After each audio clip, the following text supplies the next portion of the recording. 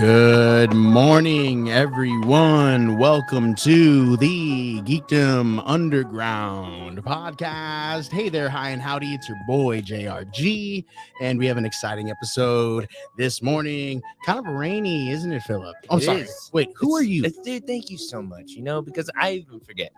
You know what I'm saying? Good morning, everybody. My name is Philip Hernandez. I'm COO here at Geekdom, and we are excited. Another episode of Geekdom Underground. I agree, though, sir.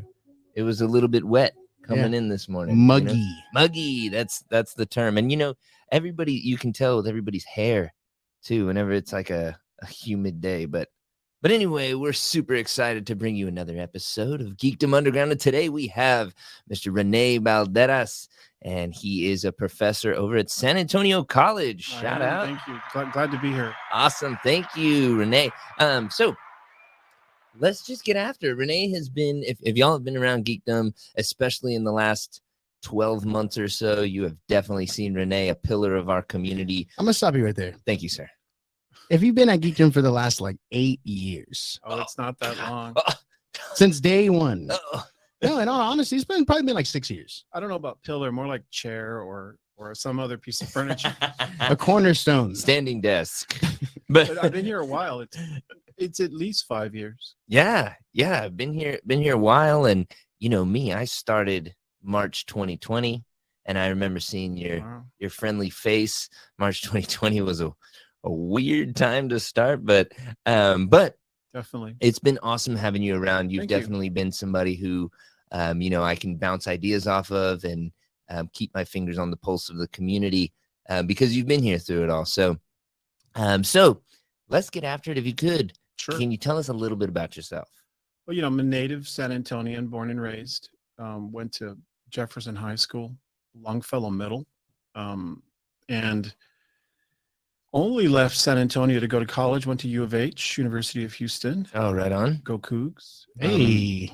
So came back after graduating, married my girlfriend, almost, graduated like May the 9th, got married May the 30th. Wow. Same month. All right. Action month. Yeah. So we got an apartment and just, started working. Yeah. And it's funny, the whole thing's kind of a blur, really. Got married, worked for a little while, then started having children, bought a house. Before you know it, it's 1994, then it's 2004. We bought another house, moved, bigger house. Then here we are, 2021. All three of our daughters have graduated from college. So Wow. Hey, awesome. And so exciting. So aside from just that time in Houston, you came back to San Antonio. You've been in San Antonio this whole time. And my wife, their family, part of them are from the original settlers from Spain. So they're like 10th generation Texan blood in them. Wow. Nice. That's so we're awesome. from here. So that's why, like, today with the rain, it's like ridiculous Yeah. for it to be this wet right now. I mean, we can testify that it doesn't rain now, this month, this week, ever. Mhm. Yeah. So we have no history of this type of weather. So it's just bizarre. Well, I was going to go on a bike ride tonight, and I think that's why the rain came, unprecedented rain week, but it came. But well, that's awesome to hear. Native San Antonian. How did you figure out that lineage? What do you mean? Like with your wife, and you said that, like, Oh, well, there's a whole organization of people that keep track of that kind of stuff. Yeah. So one of my wife's aunts had, or second cousins or something, had put together that paperwork and had actually done all the research and figured all that out. It's like an ancestry.com or something. Absolutely. So she has all the, and she showed it to us one day. It's something that my wife had always known, but never really had the proof. Yeah. It was cool. But what's even, it's strange, maybe dumb. I don't know. I'm like 1 mile, maybe half a mile from the hospital that I was born in. That's crazy. So I've Really? had my entire life to like move, but I'm literally, Santa Rosa Hospital is where I was born. Oh, wow. Yeah. Wow. So it's like, yeah, okay. Is that the one with the really nice mural on the Yeah. huge mural? The tile mural, sure. Yeah, yeah. beautiful. My fun fact about JRG, Oh, my best friend, you did it? and yes, No, no. My best friend in middle school one of my good friends, his father did that tile painting art, and was right-handed, went to Vietnam, Yeah. lost his hand, right hand, learned how to paint and do art on it with his left hand, and then did that beautiful. Yeah, the mural. guy's got work Dang. in the Smithsonian. Yeah. Wow. Well, that's awesome. Yeah, we'll figure out the name. We'll drop it in the chat. Don't worry about it. It's Trevino? the tip of the tongue. Yes, Jose That's- Trevino. Yep. Yes, that's him. There it is. Is it really? Mhm. Man. And I guess what he got famous doing kind of realistic stuff of like San Antonio scenes, like a raspa vendor or Mhm. Mhm. a storefront on a west side kind of cool, pharmacy built. So he got famous doing that kind of stuff. And what's interesting about that is anybody that really gets famous from around here, it's usually exposing, highlighting things from around here. Yeah, that's true. Which That's is a kinda- fun. I've never thought about it like Yeah. that, but it's kind of true. Even That's if you look at musicians who have gotten famous, a lot of their music is Tejano, is San Yeah. Antonio. It's Mhm. it's not them doing national other sounding stuff. It's about doing local things. It's Yeah. cool. Yeah. So let's talk about what was your journey to becoming a professor at San Antonio College? What do you teach? Architecture. So that's our field. That's what I went to. It's funny. It's something I decided like in first grade. I was with my grandfather at a job site, and he was a maintenance welder. So he repaired things. We're at the job site, and I just remember, connecting with the guy. He was very creative, really smart, entrepreneur. He had his own welding business. Oh, right on. He built his own house. I mean, just a really interesting kind of dude. And I remember telling him, "Grandpa, I want to be just like you." And he was like, he pointed at a dude. He goes, "No, you want to be like that guy, the guy with the tie and the roll of drawings." And I think at that point, I decided I wanted to be a structural engineer. So, right on.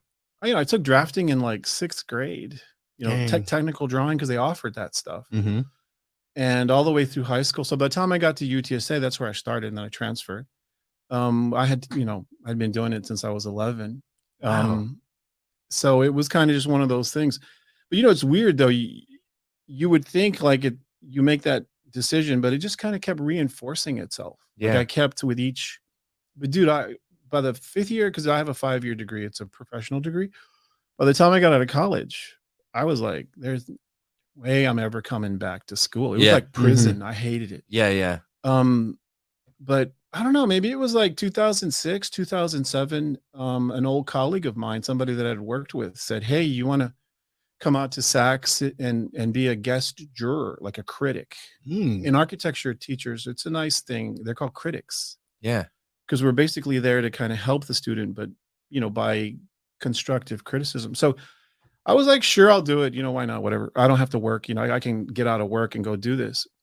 So I'm sitting there in the jury. Students are pinning up work, and I mean, it was like a shot of adrenaline. I mean, it was something that I enjoyed so much. Yeah. And when it ended, I just wanted to like, can we go to the room next door and just talk about what happened? I was really overcome by that setting, and here I am. Wow. I've probably taught at least one class, maybe two, every semester, most summer sessions, continuously since 2008. Wow. That's That's So awesome. started at SAC, and then like in 2016, started teaching at UTSA. So I'm Nice. teaching in both places, and it makes for a really fun day. Yeah. My oldest daughter asked me a couple days ago, "Do you ever like get tired of the monotony of the day?" And I was like, "Dude, like 5 times every day." Yeah. But I think how I address that is by teaching and Yeah. because I work, of course, have to work. My wife and I have our own firm in doing mostly commercial interiors. So the design of what stuff looks like inside, but mostly commercial. So I like the variety that, I'm in the morning, I'm here, and then I'm at home, or I go home for lunch. Another thing is I like to stay kind of in the 78212 or 205. I like to stay in those tight zip codes. I don't like to Mhm. drive, although I'm an inner city dude. Yeah. So being able to have a really, variety in your day, and then, the semester ends, and then get a break. Mhm. Another semester starts, and then everything is brand new again. So Yeah. that's how I deal with that. Cause yeah, that 9 to 5 can be kind of a drag. Well, let me ask you this. I feel like, architecture is like, something that doesn't change much. Like what's nice, like you can have like very traditional, like a building it has to be like structurally sound. It has to look nice. And like, does that stuff change? Like when you say like the next year is brand new, is it because things are changing or is it just because it's like a new group of kiddos? Oh, that's a good question. It's a good question, John. Hey, thanks. That's what happens on this podcast. You know? Well, I mean, if you look at it, architecture, right, is supposed to be a reflection of society. Mm. Almost like music. It's another really easy.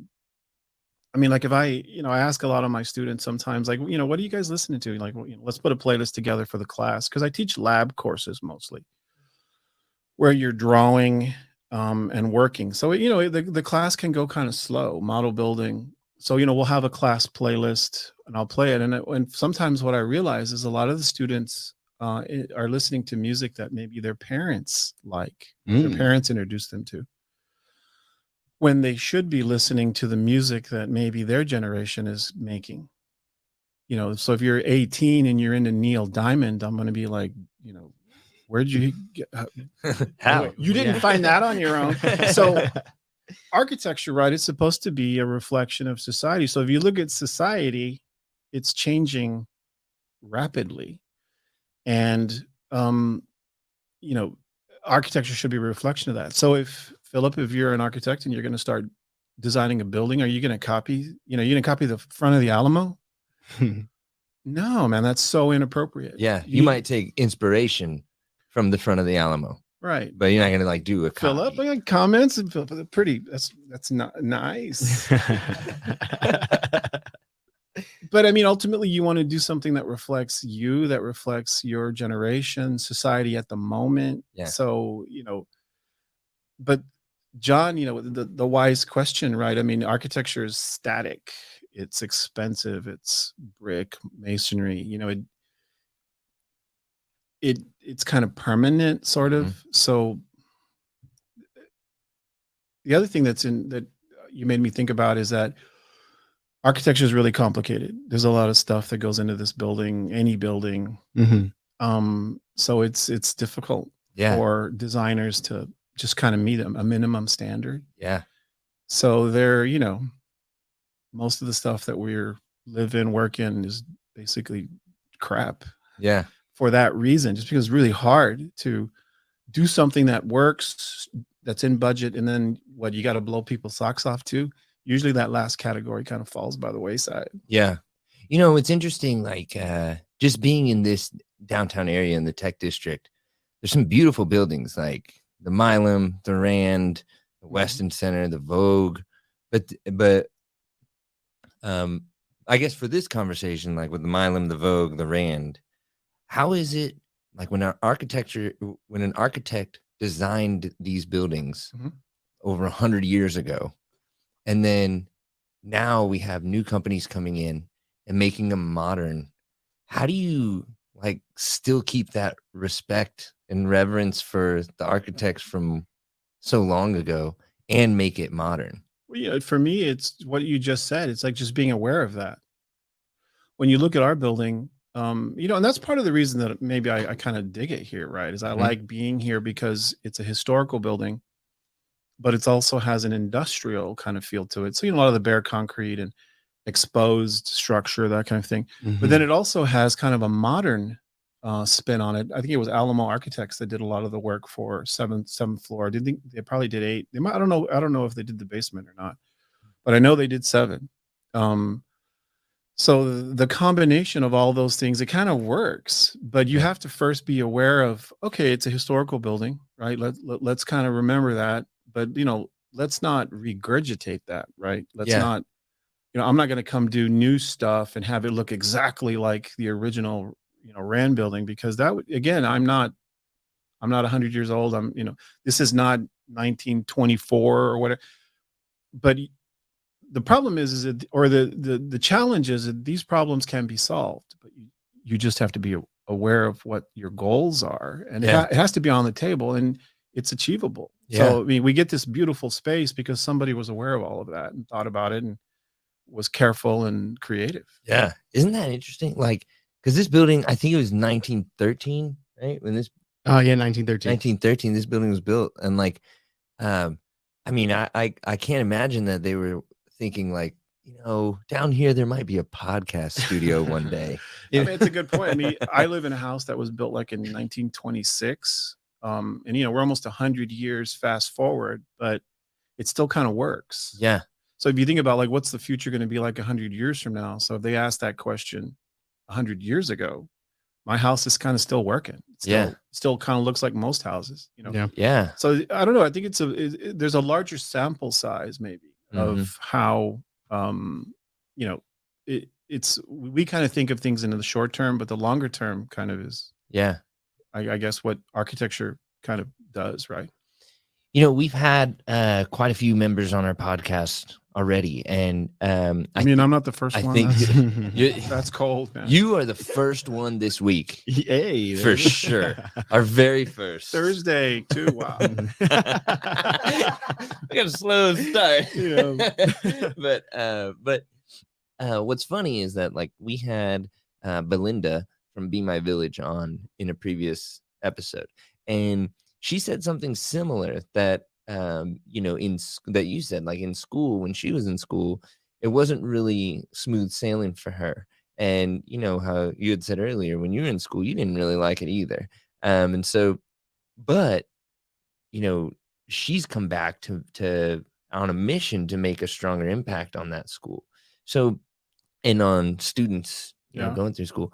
So how do you do that? Like when somebody who maybe didn't like being on the other side of the podium, being a student, how do you make your impact now?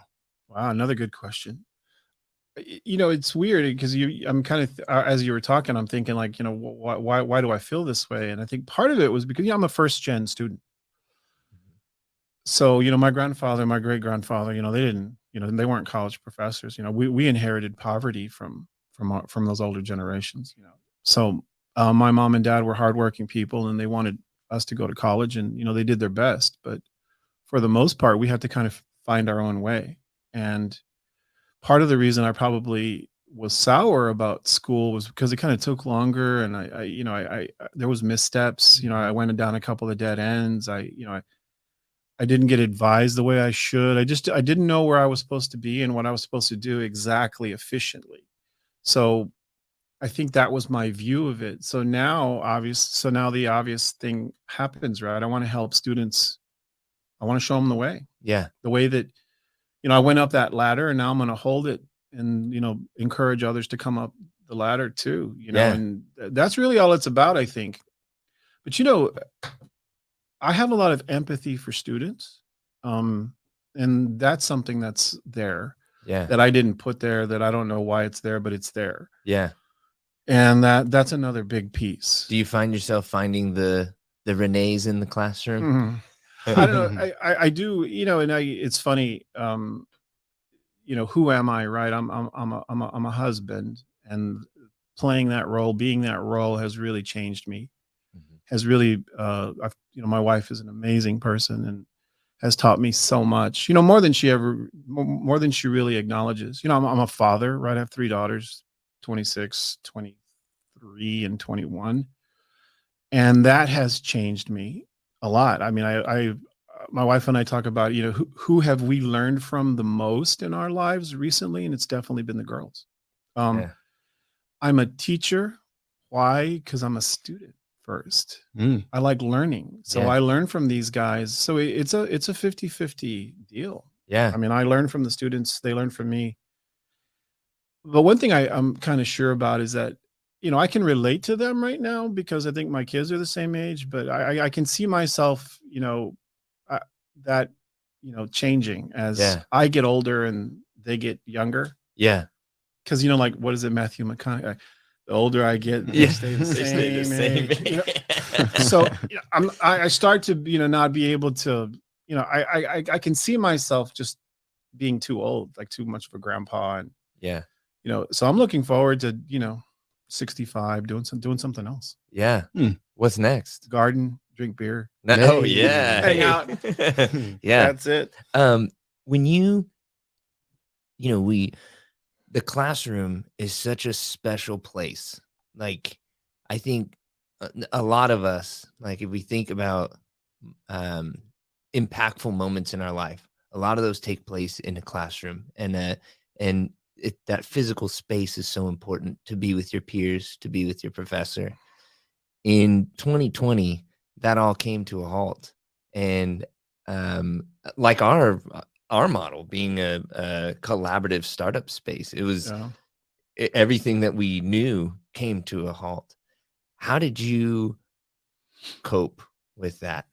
Another good. These are good questions, man. I'm like, Welcome to the Geekdom Underground podcast. Yeah, shout out Hey. Thursdays night. so,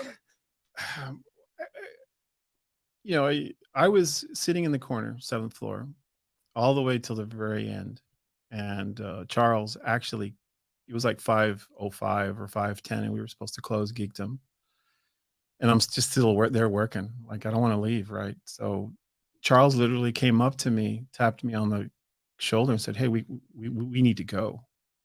So that time right there was at mid-March. My daughter was the one that texted us and said, "Hey, such and such school has canceled the rest of the semester and is now going to be remote. And we always do what that school does, so we're probably going to do the same thing." And the next day, she texted us that yes, we've also canceled. And then ACCD did the same thing, and then UTSA did the same thing. At that moment, I remember feeling the weight of the responsibility that we had. We had already been paid. We were teaching adults, and they were not canceling the remainder of the semester. We still had 8 weeks to go. We were moving it online. I remember my question for the IT, because we had to fill out this form if you had any IT questions. I only had one question, and it was, how do I turn my camera on my computer? Oh, wow. And then like 3 or 4 weeks later, I was already teaching, and the IT guy called me, "Hey, did you figure?" I was like, "Yeah, I just turned on all by itself." So, I mean, I never questioned the modality. We met as a faculty, and it's funny, I had to do it both at UTSA and SAC. So I met with UTSA faculty, met with SAC faculty. I had 2 different video conferencing tools that I had to use. I didn't question it. We just learned it and did it. Yeah. Mm-hmm. I remember not wanting to be surprised on the first day coming back out of spring break, that 2020. So I put a group of students together, and we Zoomed or whatever we did at UTSA. It's got another name. And we met ahead of time, because I was really nervous about the whole. I had never done it, right? Yeah. Never done like a video conference? No. Right. So I got all the bugs worked out and hit the ground running. And I'll be honest with you, I probably worked 7, 8 weeks, 12 hours a day, 14 hours a day, having to take my face-to-face course. I was teaching 4. Mm-hmm. And I in faculty meetings before, we did it with guys that said there's no effing way we're going to be able to teach architecture, drawing, model building on remote. There's no way. It's impossible. And I remember looking at these guys like, God, we don't let our students say that. We don't let them point at a method. We don't let them point at a modality and say, well, I don't understand the process or how to, so I'm not gonna be able to do it. Or we just don't do it that way, so we're not going to even entertain it. Yeah, I was like, dude, not only can we're going to do it, and then we'll figure out how on the way, right? Let's learn by doing. So to answer your question, what I learned though is that culture, that studio culture, that classroom environment was still there. Yeah. We still had it in our video conferencing. And the way that I knew that was I had to go get a book or something in my office at UTSA. And it was during those 8 weeks that we finished up that semester, right? That first COVID semester. And I'm walking through the building, and it's like dead quiet. There's nobody there. There's nothing going on. But I'm in the middle of a very energetic semester, both at UTSA and SAC. And I realized then that it's not a bricks and mortar deal. It's just about the communication between people. Mm-hmm. And if you have that, you have the culture, the studio culture that it's not a building, man. It's just about people talking to each other. Which is crazy because you were saying earlier that you like run labs. Like this is very hands-on stuff that you're doing. So I mean, I'm glad it worked out, but I'm sure it was scary at first. Again, failure was not for us. Failure wasn't an option. Like my commitment to the student is to have a meaningful, kind of like a church spiritual, like we're really going to learn here. I'm going to get you prepared for next semester. I mean, this is going to happen, and it's going to be great. It's not just going to be adequate. It's going to be that knock your socks off category that we're all striving for. Right. Yeah. We want our work to be objectively good, right? In other words, we want it to match the industry. Mm-hmm. We also want our work to be personal, right? We want it to be, a reflection of who we are, who brought us up, what neighborhood we're from. So it wants to be unique and personal. But that last category is it wants to stir people's emotions, right? When you do something, you want to make a difference. You want to change people with it, right? Yeah. So, I mean, that's what I felt for the students. And, we still have to do that. We just have to figure out how. Yeah. Man, that's so awesome. And I definitely felt that from you.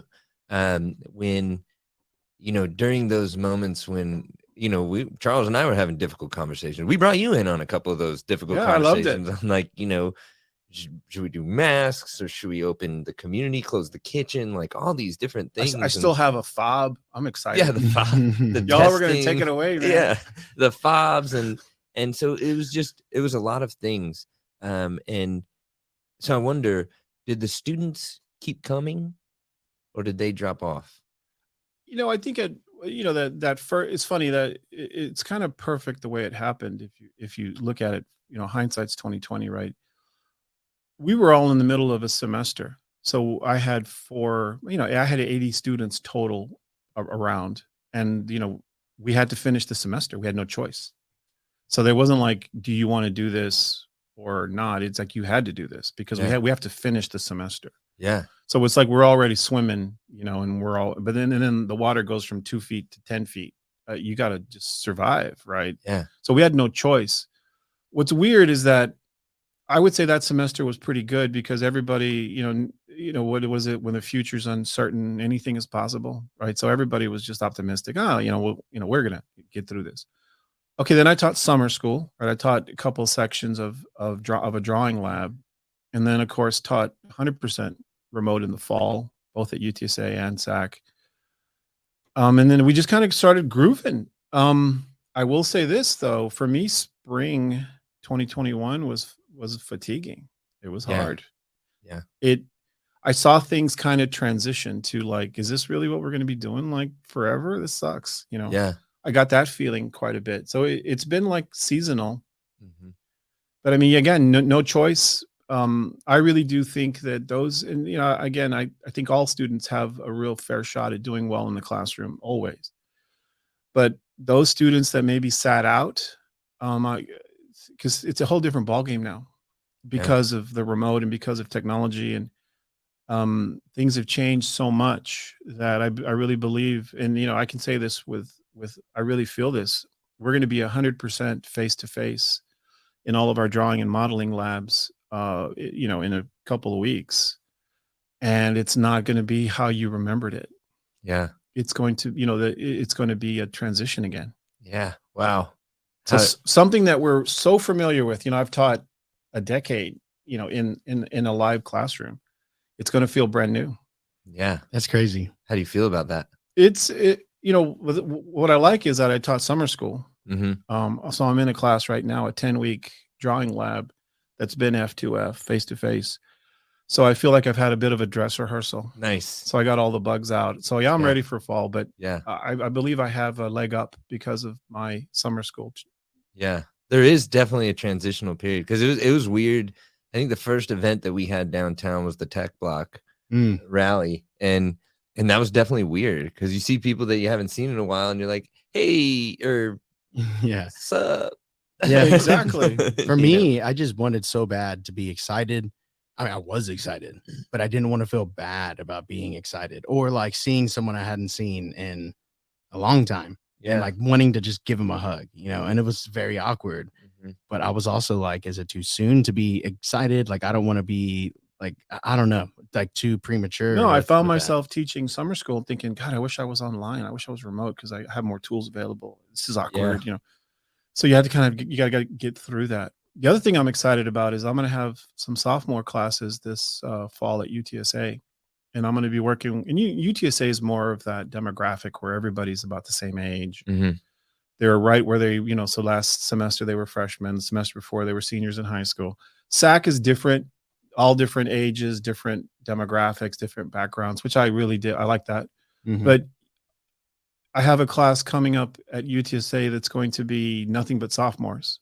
And this is a group of people that were 100% remote all last year and finished their senior year remote.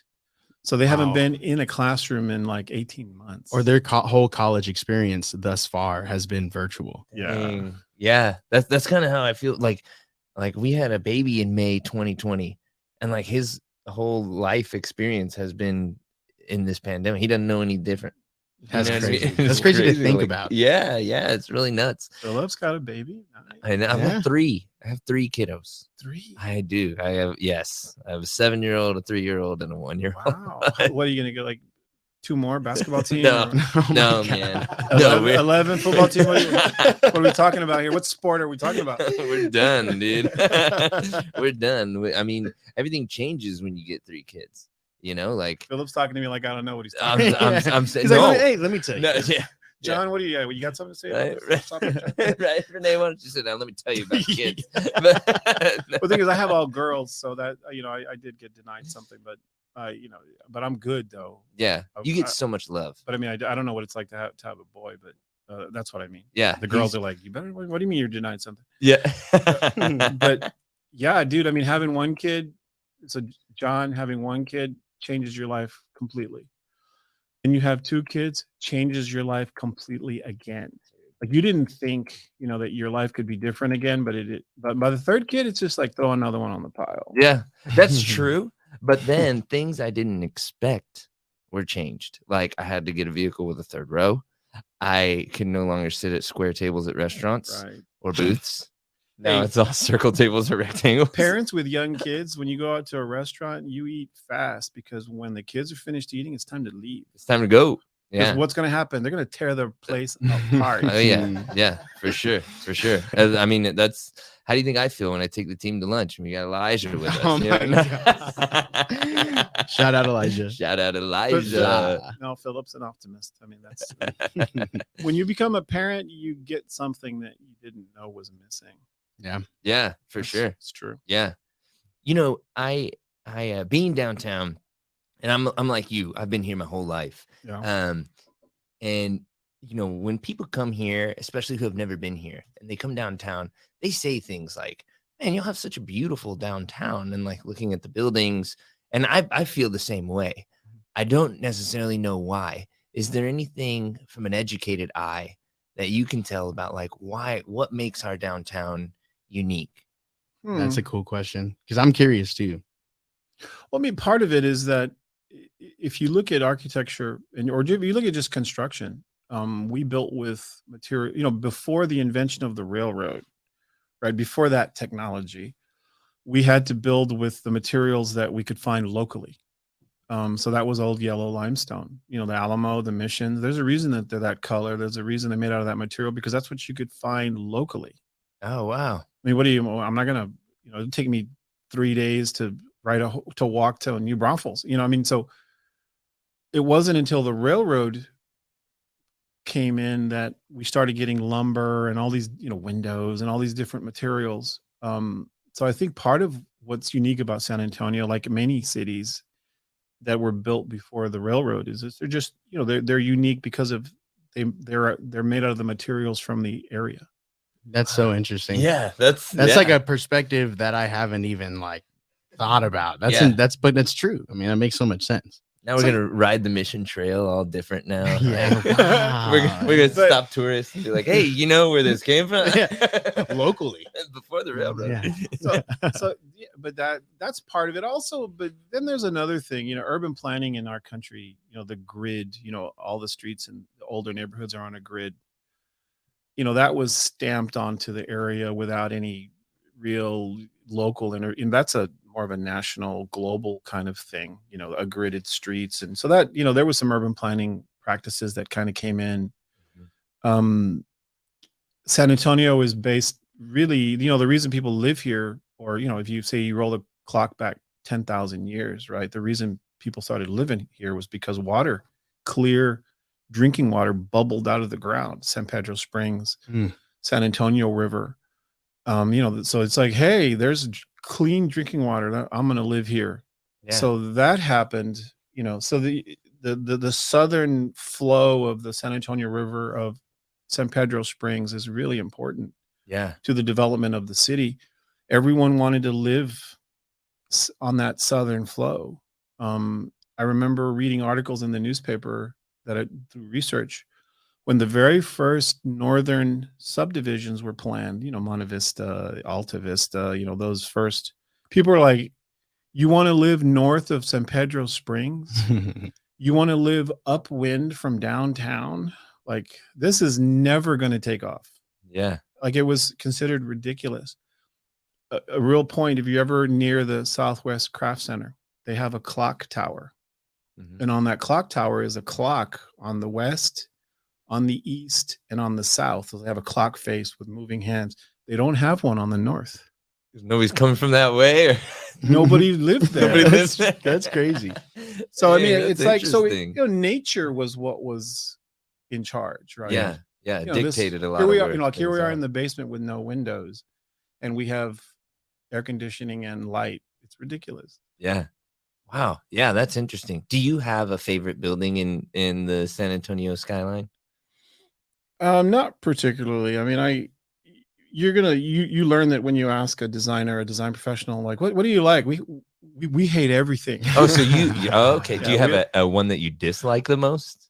No, that would be mean. Oh, We'll do that offline. Yeah. Geekdom one of Underground. one of the structures I like the most is in the Japanese gardens at Breckenridge Park. Oh yeah. It's that large octagonal pavilion, Yep. I know exactly what you're talking about. and it has columns. Some columns are just like 1 story tall, and then other columns, because the structure is so large and the terrain that's under it is varied. Some of those columns are like 50 feet long. Yeah. But it's a perfect octagon.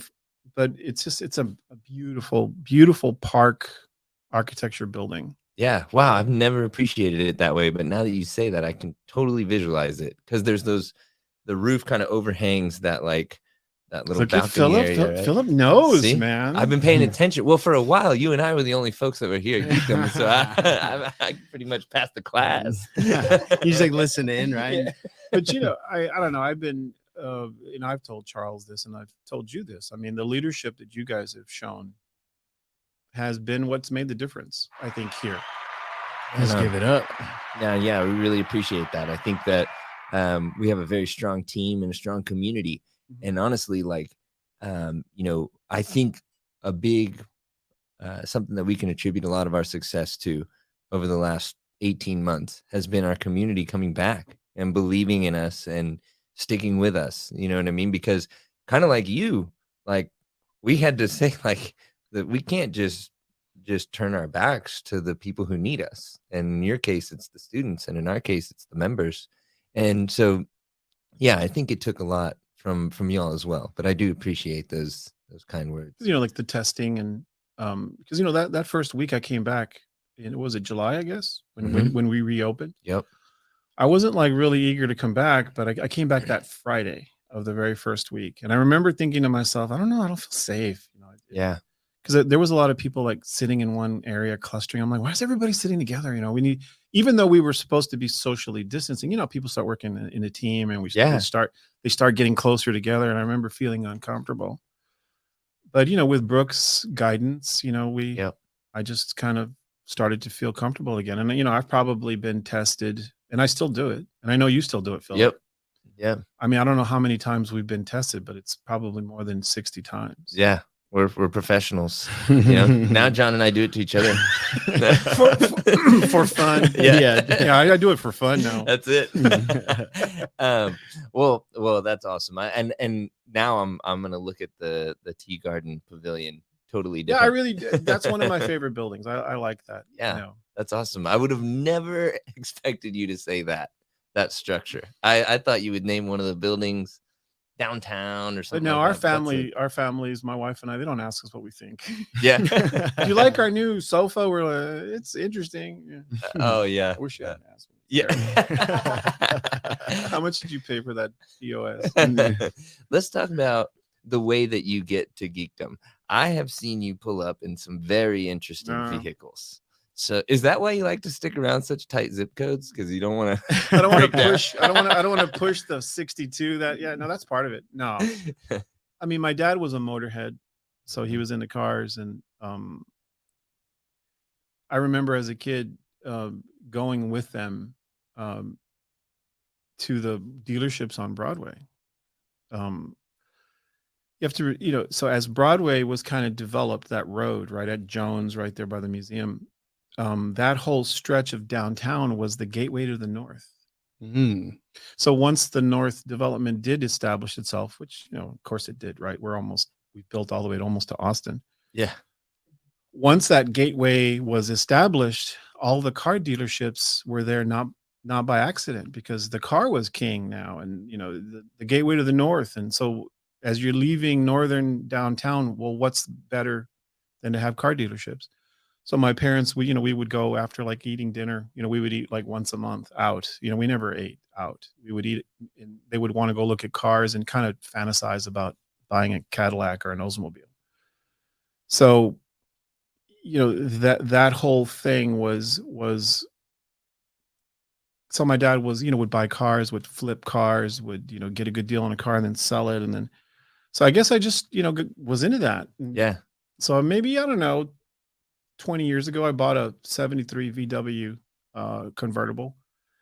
And I remember selling my truck. I had a Dodge Ram truck that was really nice, and I just sold it. And I used like a small percentage of the money to buy the car, and then used the remainder of it to fix it up.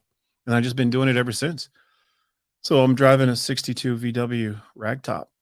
And then I have a 73 VW thing, and I kind of go back and forth. Yeah. But, today I'm in the Honda because it's raining. Yeah. The thing is my favorite. It really is. Do you when you built up those cars, well, I guess you've had one for 20 years, but when you built those up, did you have any intent to sell them, or did you build them up for you? Well, me and my dad and I talk about this all the time. I get kind of bored after a while, and you want something different. But I think, I might get rid of the thing, but I think I'll keep the bug. Dang. Hey, we'll wrap it in geekdom, make a geekdom vehicle. Yeah, get somebody geekdom, give me a call. We'll work a deal out for sure. We'll work it out. But That's awesome. I think I'll keep the bug. We'll call it the geek. Instead of the thing, the geek. Sorry. That's okay, dude. But that's okay. but to your earlier point, I mean, because I only live a couple miles from here. Yeah. I could walk, I could bike ride, I could take the bus, and it doesn't really stress the cars too much. So it's nice. Yeah, that's why I like when and I don't mean to, because this can go on in a whole other conversation, but when the freeze happened, I think you said that like you're able to just walk, right? You're not that far away. You were still here in the space. I think the only day that I didn't come here was that Monday. That was the day that, we all woke up to like winter wonderland. Oh, look, they can't see the streets. It's like, little did we know that 3 days later, we're going to be like, oh, we're going to die, Yeah. But that Monday when it was snow everywhere and it was sunny and they canceled school, I did not come, but I was here every day, Tuesday, Wednesday, Thursday, Friday, the rest of the week, all day.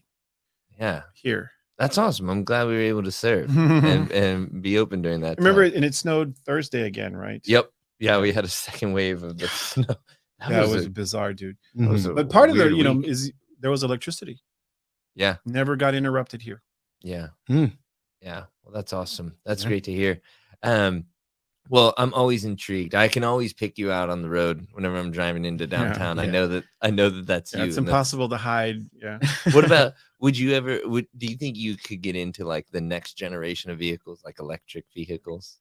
I don't know, probably not. Yeah. Yeah. You like the hardware, not much like the Industrial. Yeah. Yeah. I mean, but I don't know.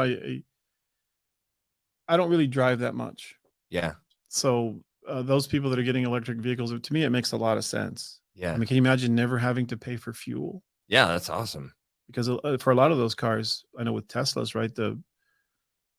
It's already paid for. Like Yeah. you just have to charge it up. It's part of the owning the car is the electricity is free. Yeah. Yeah.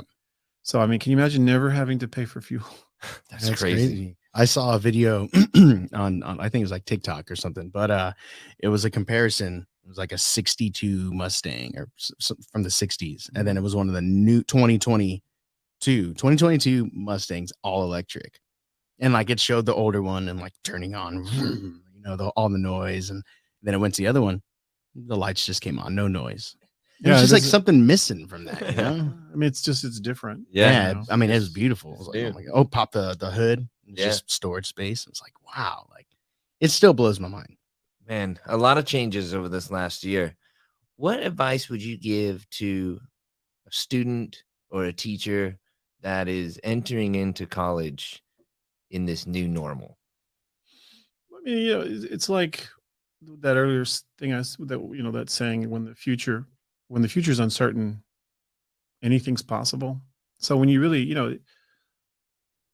you actually have to go through something to kind of know about something, right? It's hard for me to tell them what it's like. You're gonna have to experience it.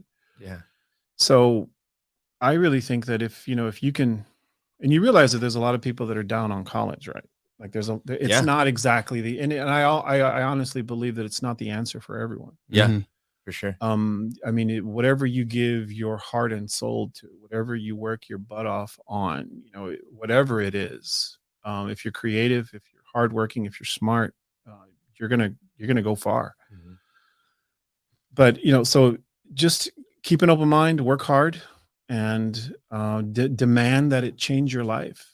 Yeah. Like literally demand that you have a life-changing experience. And honestly, I mean, we should challenge ourselves. That should be our goal for everything we do. Yeah. Absolutely. And and if it isn't lighting your ass on fire, whatever you're doing, you're not going hard enough. Hmm. You're in the wrong place. Yeah. But For sure. don't let yourself down like that. Don't, have high expectations for your experiences. Yeah. Stay challenged. Keep Big- engaged. Big time. Yeah. Well, I do want to tell you thank you Sure. for continuing to be there for the students. I had a rough time in school, and I think it was, but I was able to graduate, and it wasn't because I wanted to. I definitely got some push from Yeah. instructors, from professors who saw potential. And so, I think that it takes professors like you to go that extra mile in those times of uncertainty, to have that courage to stay in the classroom, even if the classroom changes. Thank you. You know? No, I appreciate that. Yeah. Thank you. So thanks for doing that. I mean, part of it is also just, I've worked with certain students that say, nobody really ever showed me that they actually cared Yeah. about what I was doing, cared enough about me to actually professionally criticize my work. And Yeah. nobody's really tried to make me better, Yeah. Thank you for doing that. Yeah. So, you kind of light a little fire or help light a little fire that ends up kind of burning for the rest of their life. Yeah. Here's to the teachers. Hey, Here's let's to give the it up. teachers. Let's give it up. Well, Renee, thank you so much for coming with us on Geekdom Underground. It's Okay. been an amazing episode. Mr. JRG, if you would please take us home, sir. Well, hold on, Take before us home. just wanted to say that thank Hey. you guys, and I guess this was like a dress rehearsal. Just let me know when we're going to do it for real. Yeah. Okay? Well, when we go live, we'll let you know. Oh, wait a minute, this was it. Oh, Oh man. Well, we'll definitely have you back on and we can talk probably for hours. shit! Absolutely. There it is. Awesome. Well, thank you everybody for tuning in to this episode of the Geekdom Underground podcast. Thank you, Renee Balderas, for hanging out with us and talking about the history of San Antonio. Tune in next week, Thursday at 9:30 for another episode, and we'll see you then. Bye, y'all.